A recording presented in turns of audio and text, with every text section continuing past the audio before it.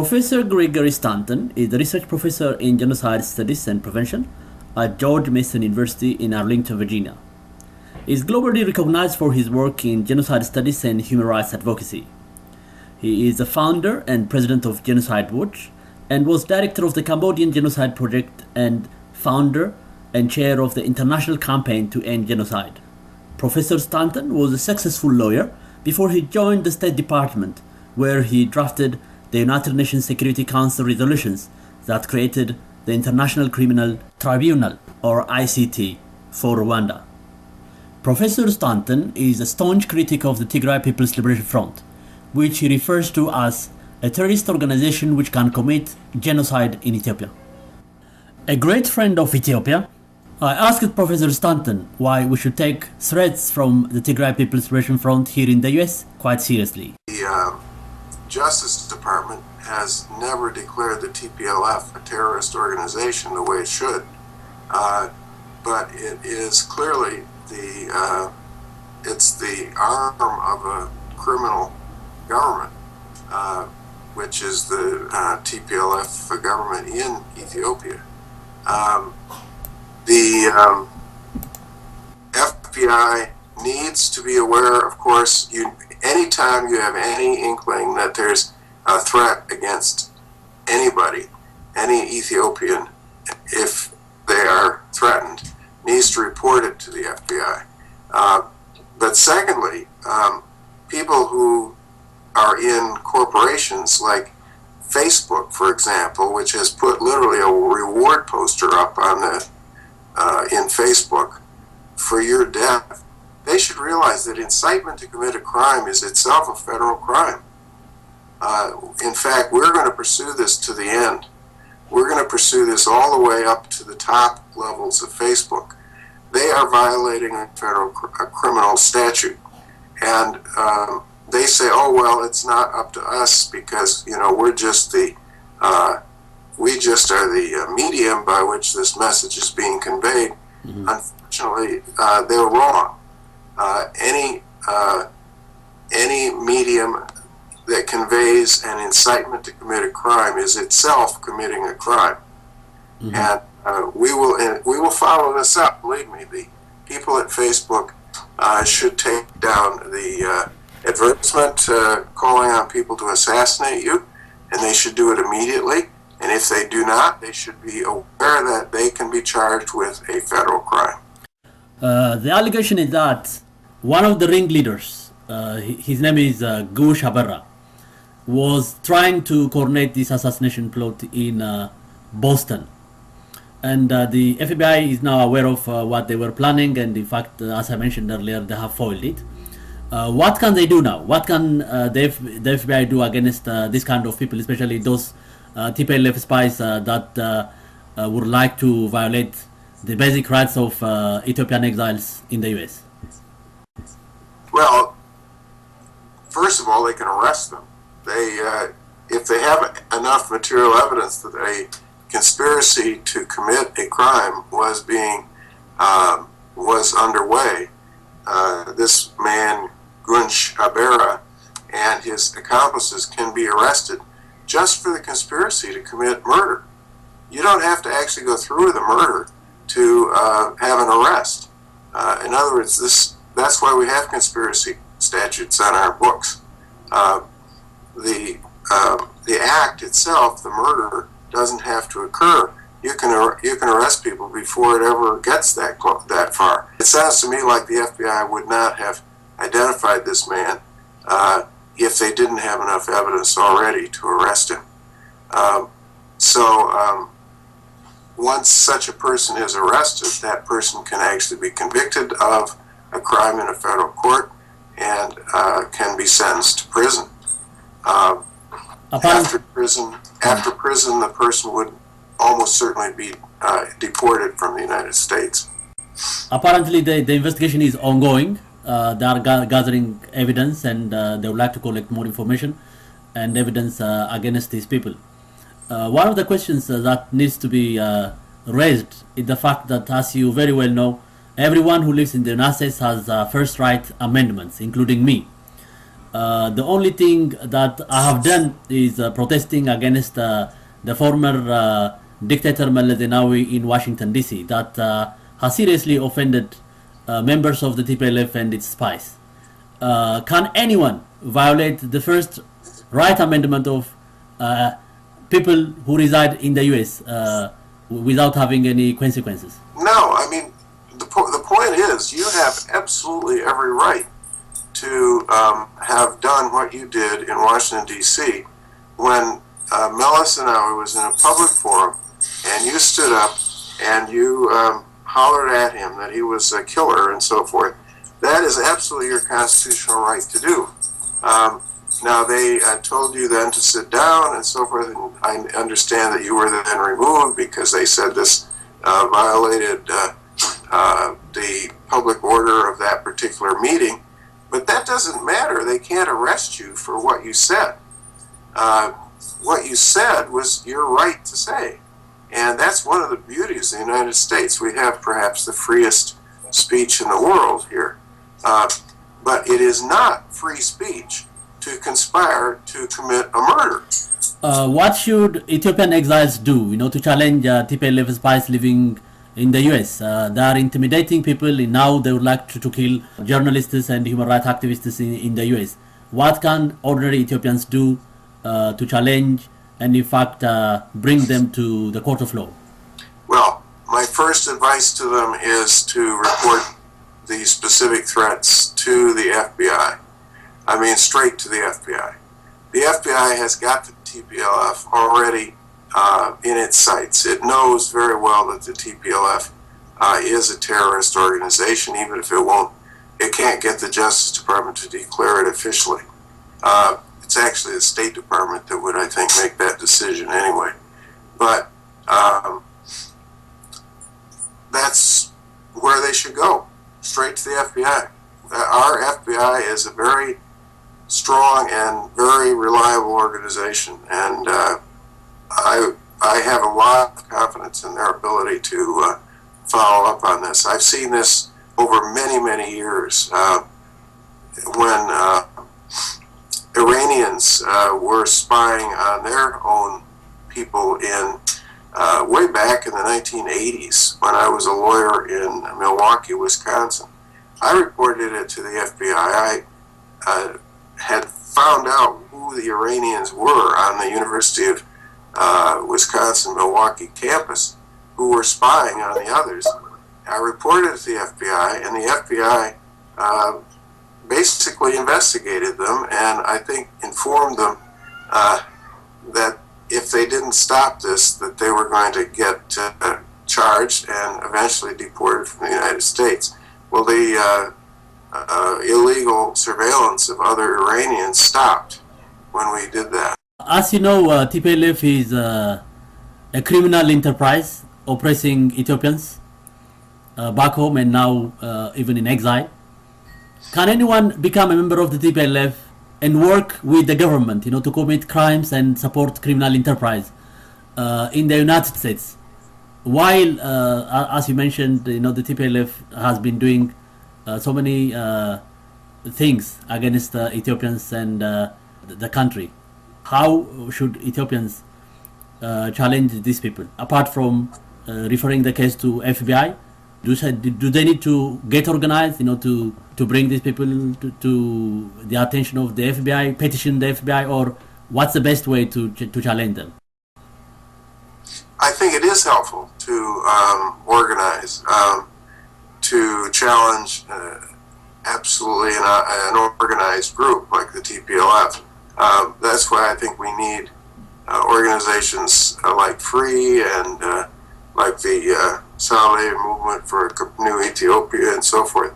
We need organization among Ethiopians to oppose the TPLF and to oppose groups like this in an organized way, so that people also don't feel alone in their opposition. They won't be intimidated by the TPLF, and they won't be scared into joining TPLF.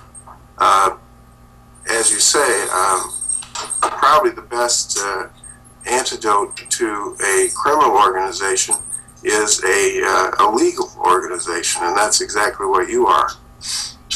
Can anyone become a member of an organization, a criminal organization like the TPLF, while they claim political asylum in the U.S.? I doubt it. My own view is that if a person becomes a member of the TPLF, which would be the organization that would carry out the political persecution in Ethiopia, that person would lose his or her claim to political asylum in the United States, because the first thing the U.S. should do with such a person is send them back to Ethiopia, where they would not be under any political persecution at all, because they'd be a member of the party that would carry that persecution out. So, I think that it's very it's directly contradictory to a claim of political asylum to join the TPLF. If the TPLF succeeds in carrying out assassination in the U.S., what will be the repercussion, the political and legal ramifications? Well, I'm sure it will have ramifications. First of all, the FBI will try to hunt them down and arrest them and put them in prison. But secondly, I think it will have ramifications for the foreign policy of the United States towards Ethiopia, because the TPLF is still in charge of the government there. And in fact, I was in Rwanda just a few weeks ago, and at the 25th anniversary of the ruling party there, the RPF, the Prime Minister and Foreign Minister of Ethiopia were both with the same, this TPLF government, were there in attendance. I didn't meet them.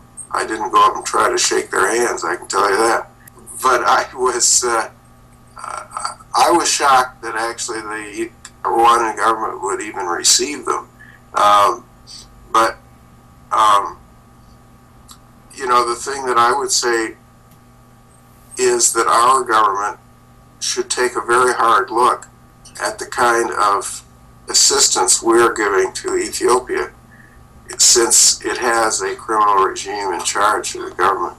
There is a coalition of international and local human rights organizations, FREE, which is still in the process of being set up. Yes. How should FREE set up in terms of challenging, the criminal activities of the TPLF back home and in the United States and Europe? Well, I think first of all, it should identify people that it knows are spies for the TPLF, and it should turn their names over along with their information to the FBI. Secondly, it should petition the State Department to declare the TPLF a terrorist organization. This is a very difficult thing to succeed in, because the State Department is careful not to try to alienate other governments, and since the TPLF is in charge of that government, they may be unwilling to declare this organization as a terrorist organization. But still, you should try. The Tigray People's Liberation Front is a terrorist organization. It's found in the global terrorism database. It was labeled a terrorist organization until it came to power by the Homeland Security. What does this mean? I think that's a very obvious sort of a realpolitik kind of a move by the United States. They simply said, okay, we have to get along with these people, even if we think they're terrorists. And so they just dropped any worries about that. And I think we should be, I say we because I've been also involved in, helping FREE. Yes. We should be demanding that terrorist status be restored, and that it be an absolute bar to any assistance to the state of Ethiopia, to the government of Ethiopia. What happens then is it doesn't cut off all aid to Ethiopians, because then aid needs to go through Ethiopian NGOs and so forth. so you can still keep up, assistance to hospitals and other kinds of projects, but it's all done to private NGOs, not through the government. I think the other thing that worries me the most is perhaps the assistance to the TPLF military, because the Ethiopian People's Defense Forces are actually an arm of the TPLF. They include more than, of course, TPLF people, but they're getting a lot of assistance from the United States, huge amounts. And in fact, their whole budget really depends on the U.S. And so cutting that off would be a huge goal for free. To try to get that military aid cut off. The reason why we give that military aid is because they're essentially our proxies in the various wars in Somalia, and have been effective fighting forces there. But now the Kenyans and others have taken over the role of the main UN peacekeepers there in Ethiopia. They don't need the Ethiopian Defense Forces anymore to counter al-Shabaab and other groups that want to take over Somalia. Wonderful. What's your last message for Ethiopians facing persecution back home and even in exile? My last word is don't ever give up hope, because Ethiopia has a strong history of fighting off foreign occupiers, including those who really represent the kind of terrorist organization that the TPLF represents. And eventually the TPLF will fall. And so those who are committing these kinds of acts of terror should also be aware that they are eventually going to be held accountable for their crimes. And we are keeping their names. So don't ever let any people be under the illusion that we will forget them. Thank you. I thank you so much, Professor Stanton. Thank you. I posed a question to FBI spokesperson and special agent Greg in relation to Ethiopian government agents that harass, intimidate, and pose threats against the Ethiopian diaspora. He has the following to say. Anybody who threatens people's lives because of their political views, or I don't even want to go that far, let me just say more general, anyone who attempts to usurp someone's constitutionally protected rights of First Amendment, that's not the way America works. And yes. So we will take any information that you have that indicates people are acting as agents of a foreign government to repress people's First Amendment rights here in America. Okay. Now, one last question. As a reporter, what steps the FBI takes, to protect people from exercising their freedom in the U.S.? When some gangs and foreign government agents threaten the lives of dissidents in the U.S. Well, let me say this: allegations of violations of an individual's civil rights and the rights outlined in the Constitution are taken seriously by the FBI, and we take all steps to review those allegations with respect to whether or not they violate federal statutes. So the bottom line is, though, all allegations are taken seriously by the FBI. Okay, when people face this kind of situation, what should they do? Do they have to contact you, the FBI, or the police? How do they report this kind of case? Anyone, and this is especially important for individuals who are new to the United States. Anyone who believes that their civil rights or their constitutional rights have been violated, they should contact the FBI. And they should know that contacting the FBI, can be dealt with anonymously, and their allegations will be taken seriously. And it's a top priority of the FBI to ensure that all people's civil rights and constitutional rights are not infringed on. Okay, that's wonderful.